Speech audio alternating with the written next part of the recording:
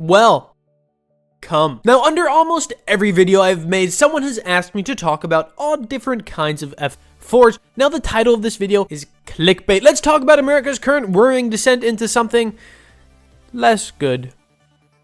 Just kidding, we all know about that already, and if you don't, there's no more helping you anyway. So let's just sit back, relax, forget about the problems of the world for 5 minutes and talk about some goddamn planes. And don't forget, planes are rad, but war is bad. So let's start off with what one could call the base form of the F4, the F4B, and you might be thinking, what happened to the F4A? Well, that one was mainly used for training and whatnot and never really saw any operational deployment. Now, do you have a nice cock? What? So this jet is a tandem 2C twin-engine all-weather long-range supersonic interceptor and fighter bomber. Now, let's go over the base stats of the tandem 2C twin-engine all-weather long-range.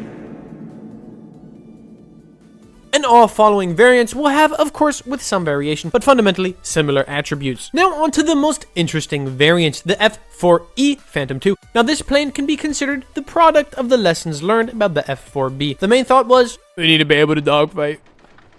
How dogfight? Well, first, gun. Second, maneuver. You see, the F4 was big and a little draggy, and the initial variants, including the B variant, had weird aerodynamic tendencies during high G maneuvers. The E variant did a great job to improve the aerodynamic performance in a dogfight by adding wing slats that allow the air to flow on top of the wing at high angles of attack. Also, it had improved radar and avionics. Now on to the next one, the F4G Wild Weasel. Now, much like an actual weasel, this variant's main mission was to destroy air defenses. What does that mean though? Well, what is an air defense? Mainly SAM sites, but also anti-aircraft artillery sites. Surface-to-air missile sites? How do they work? They have a big old radar that's pointed to the sky, and it detects targets, locks on, and shoots missiles up there. So the Weasel would have an electronic warfare suit to detect and jam incoming radar. Now, how about we talk about that a little bit? How does jamming work? Well, when it comes to the F4G, it will use a more active approach, unlike dumping chaff, for example, which just confuses already existing radar signals. One way of actively jamming is noise jamming, which means it just shoots a bunch of RF energy at the SAM site receiver, raising its noise floor and overwhelming it. Now, you can do this at one frequency, you can alternate between frequencies, or you can emit multiple frequencies at once, although that would be weaker than focusing on one. Another example is deceptive jamming, which means the F4G would emit fake radar return signals towards the receiver, making it think that there are more aircraft in the sky than there actually were. Now, that has been a pretty basic explanation of jamming, but I think it might give you a good enough idea. Now, jamming is not all the F4G could do. Its electronic warfare suit could also analyze incoming radar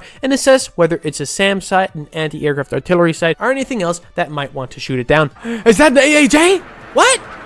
Anti-aircraft Jonathan, fuck! We're not an aircraft! And judging by factors such as signal strength, frequency modulation, which means the changing of different parts of a frequency, such as its frequency or amplitude, for example, and determine whether or not the radar in question is searching or tracking or locking. Check out my Twitch in the description and my second channel where I upload the nicely cut videos of the streams. And leave a like, subscribe, and write a comment. I really do read most of the comments.